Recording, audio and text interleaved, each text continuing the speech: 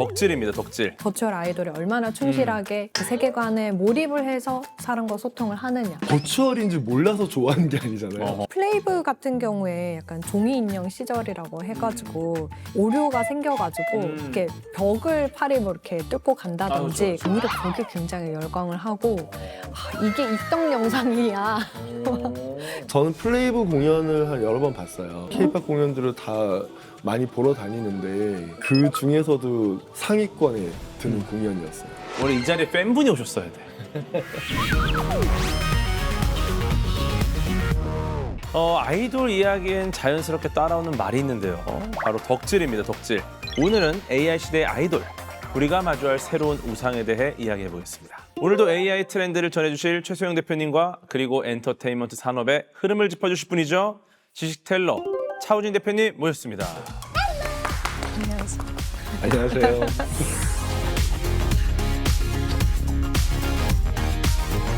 누군가를 좋아하면서 시간도 쓰고 감정도 쓰고 돈도 쓰게 되는 그 마음. 네. 요새는 팬들이 덕질을 예전에는 그냥 좋아하는 마음, 그 대상하고 나하고의 관계 이거에 집중을 했다면 지금은 산업적인 맥락도 엄청 분석을 하고 이 영화 팬이라면 예를 들면 이 배우는 왜 여기에는 이번에 캐스팅이 안 됐을까? 이런 것도 분석을 하고 뭐 이러잖아요. 요즘에는 뭐 사람이 아닌 아이돌들도 많지 않습니까? 네. 근데 이런 시도가 뭐 갑자기 나온 건 아니고 사실 뭐 이제 90년대 말에도 정말 우리를 깜짝 놀라게 할 사이버 가수 아담이 있었습니다. 아담. 그렇죠.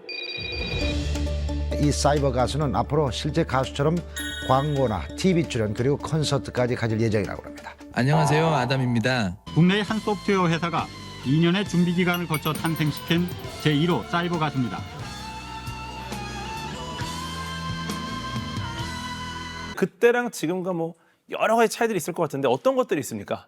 요즘 친구들 같은 경우는 사이버 가수 아담이라는 것 자체를 모를 가능성이 높고 어허. 근데 아마 오피셜하게는 세계 최초라는 걸로 이제 약간 좀 마케팅, 세일즈 포인트가 좀 있었고 그 당시는 약간 컴퓨터 그래픽의 시대여서 네, 그래서 컴퓨터 그래픽이라는 게 너무나 최신 기술. 맞아요, 맞아요. 네. 그때는 이제 뭐 사이버 가수 아담이 있고 아담의 목소리로 노래를 부르는 사람이 있었고 근데 이 사람이 이제 실시간으로 이제 노래를 부른다기보다는 네. 그냥 녹음을 한 거를 영상을 입혀갖고 사이버 가수 아담의 뮤직비디오로 나왔었거든요. 방송 활동을 해야 되는 방송 활동을 못 하고 못하죠. 네. 콘서트를 해야 되는 콘서트 못 못해. 하고 네. 그래서 앨범만 내고 뮤직비디오 내고 끝이에요. 그게 끝이었던 거죠.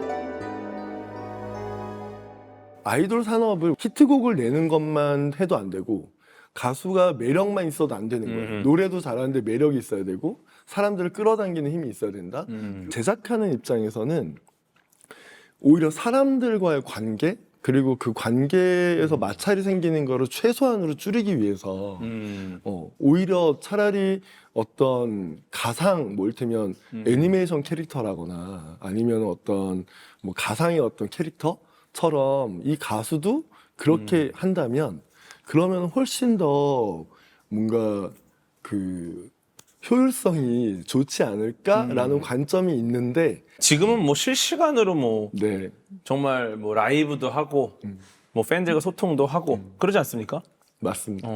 왜 좋아하는 것 같냐 얘기를 나눠보면 그 세계관이 좋대요. 그리고 처음에는 뭔가 이 가짜인 거를 아는데 그 이렇게 삐걱거리는 데서 오히려 그런 쇼츠를 보고 이제 입문을 해서 노래도 좋네, 노래도 잘 부르네, 노래도 잘 만드네 이렇게 하면서 그 세계관에서 버추얼 아이돌이 얼마나 충실하게 그 세계관을 잘 표현을 하느냐, 혹은 그 세계관에 몰입을 해서 사람과 소통을 하느냐, 이제 요거를 좀 이제 재밌게 여기더라고요. 오히려 세계관을 지키려고 노력을 많이 하시죠, 팬분들이. 그 사실 세계관이라는 거는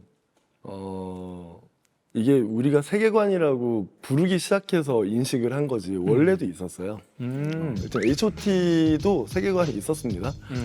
그래서 그 나중에는 영화도 찍었잖아요.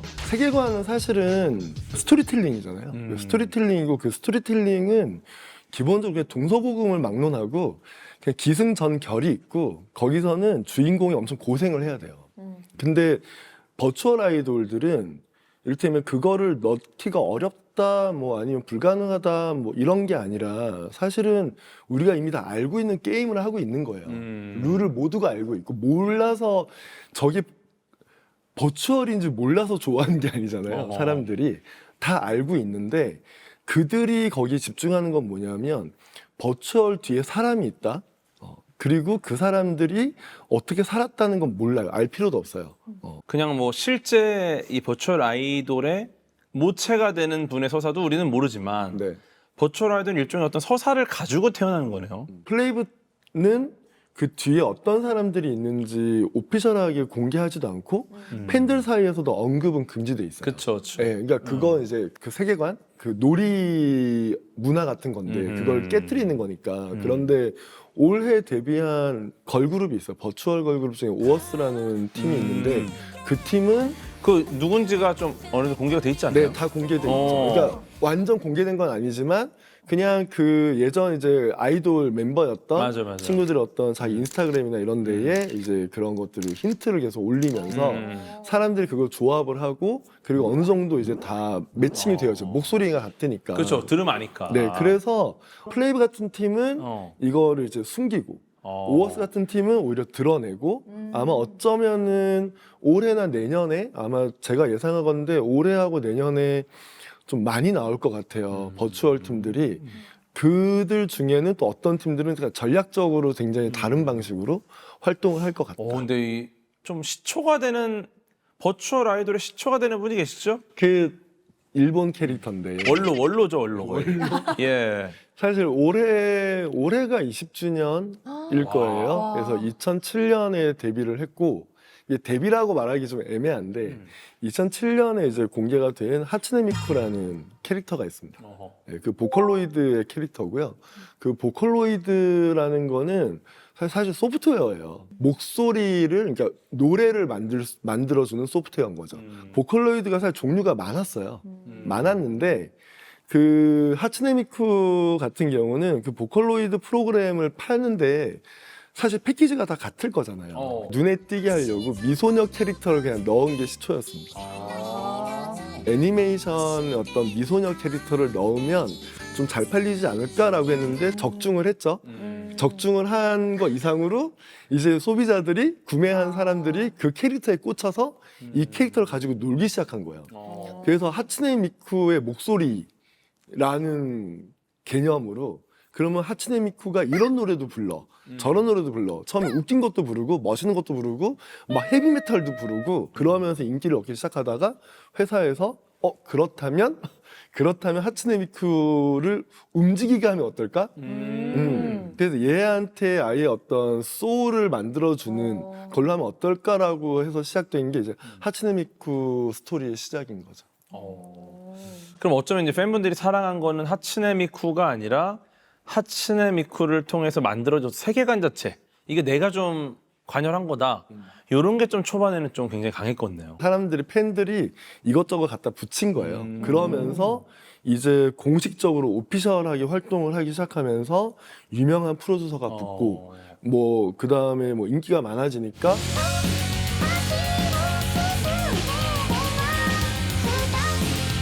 한국에서도 아마 공연을 했던 것 같아요. 얼마 전에. 야, 어쩌면 팬분들이 직접 개입을 하면서 좀 진짜가 되지 않았나. 왜냐면 목적 자체가 처음 시작이 어땠을지 모르겠지만 결과적으로 팬들이 생겼고 팬분들이 개입을 했던 거죠.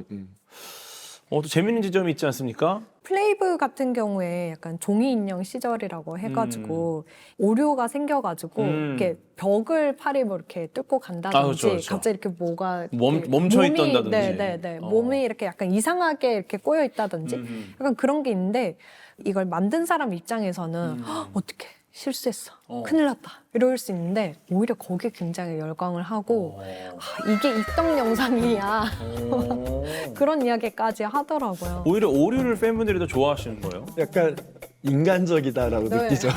인간미. 네.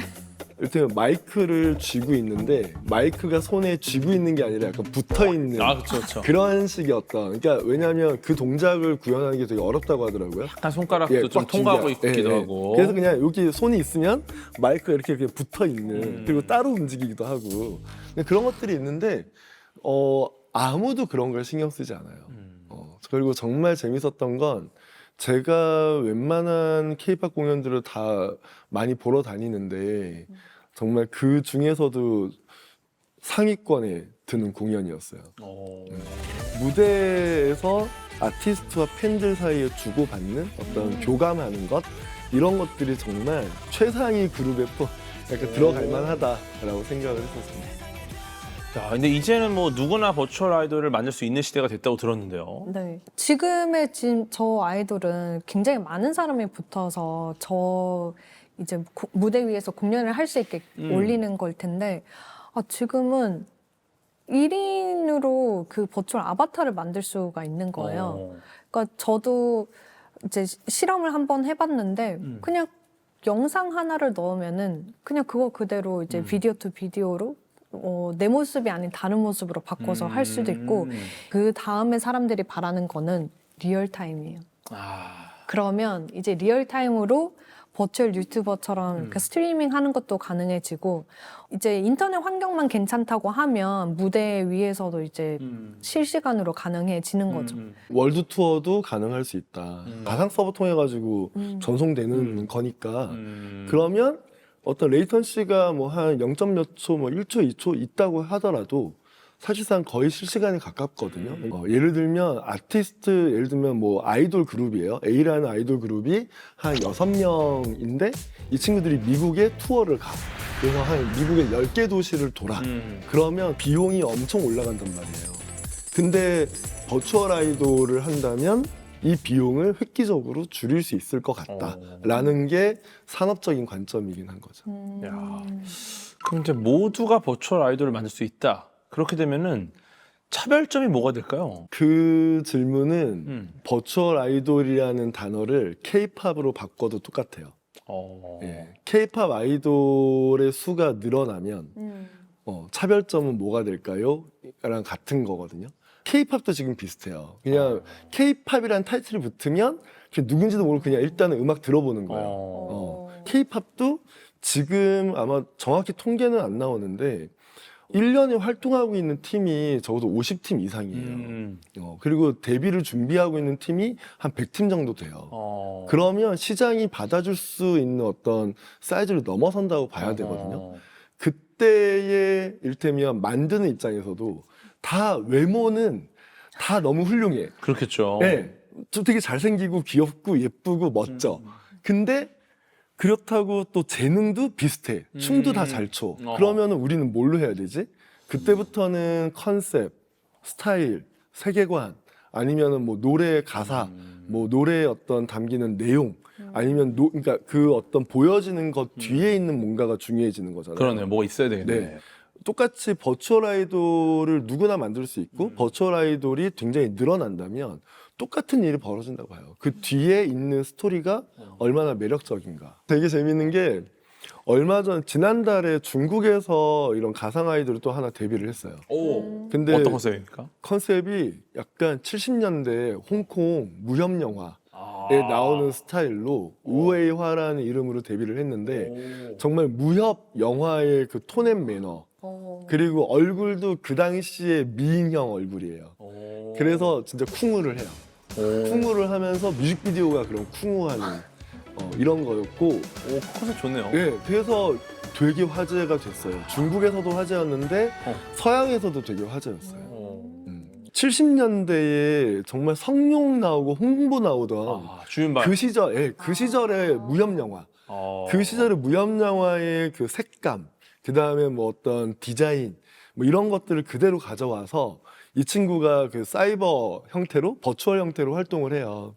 브이로그처럼 일상 컷도 막 찍어요. 그래서 뭐 이렇게 셀카도 찍고 막 하면서 뭐 이렇게 인터뷰도 하고 뭐 그런 것들이 있더라고요. 그래서 그런 걸 보면 아까 얘기한 것처럼 어떤 컨셉, 스토리, 맥락 이런 게 점점 더 중요해질 거다.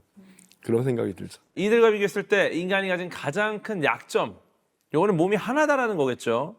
전 세계 수천만 명의 팬들 다 만날 수가 없습니다. 이런 물리적 한계, 이 버추얼 아이돌은 극복할 수 있겠죠? 그렇기 때문에 이 산업이 주목받기도 하고 커지고 있는 거기도 한 것 같아요. 그러니까 버추얼이라는 거는 결국 IP를 가지고 뭘 할 거냐의 문제기도 하거든요. 그러면은 기존에 있는 IP를 여기다 넣으면 되겠다라고 생각할 수 있잖아요. 그래서 뭐 페리스 힐튼, 뭐 이런 헐리우드 스타들 아니면 셀러브리티들 이런 셀러브리티들하고 같이 에이전시 회사들이 엄청 계약을 해서 그들의 어떤 초상권을 약간 대여하듯이 임대하거나 거기에 대해서 이제 좀 수익을 쉐어하거나 대신에 조항이 엄청나게 빡빡하겠죠. 내 얼굴을 가지고 예를 들면은 뭐 성인용품 광고는 절대 안 돼. 이런 식으로 조항들이 엄청나게 붙고 하는데 그런 흐름이 하나 있고요. 또 하나는 얼마 전에 테일러 스위프트가 해외 아티스트로는 되게 이례적으로 자기 얼굴의 초상권을 등록을 했어요. 법적으로. 근데 한국에서는 그게 좀 익숙해요. 왜냐하면 케이팝은 권리의 사업이어서 거기는 초상권, 뭐 상표권, 뭐 모든 권리를 다 등록을 하거든요. 데뷔하기 사진도 전부터. 함부로 못 찍으니까. 네, 아, 네. 예. 그런데 이제 외국에는 그런 게 그렇게 많지 일반적이지 않았는데 테일러 스위프트가 좀 공식적으로 내 얼굴은 법으로 권리가 법으로 보호되고 있기 때문에 아무나 못 써라고 선언을 한 거죠. 이게 AI 때문에 그래요. 아하. 그래서 AI로 예를 들면 이미지 생성 모델이나 아니면 영상 생성 모델에서 프롬프트 넣으면 정말로 그 배우나 아티스트나 셀러브리티가 나오잖아요. 그게 완전하게 딱 법으로 보호하기가 좀 그러니까 어려운 부분들이 있는 거예요. 앞으로 AI 시대에 자신의 권리를 보호하겠다라는 거인 거죠. 그래서 덧붙여서 조금 더 말씀을 드리면 그 어떤 특정 배우나 아티스트의 이름을 넣어서 이게 이미지를 생성하면 잘 나오는 게 그게 또 한편으로는 그 아티스트의 유명세를 보여주기도 해요. 그러니까 너무 유명해서 온라인에 데이터가 많으면 너무 많구나. 학습 데이터가 이제 충분히 많아서 그냥 그 사람 이름만 넣어도 그 사람 모습이 거의 완벽하게 나오는 거죠. 그러면 AI 써. 근데 이거 함부로 쓰지 말고 내 모습과 내 뭐 음악과 이런 것들을 전부 IP라고 이제 생각을 하고 판매를 하는 사례도 생기고 있어요.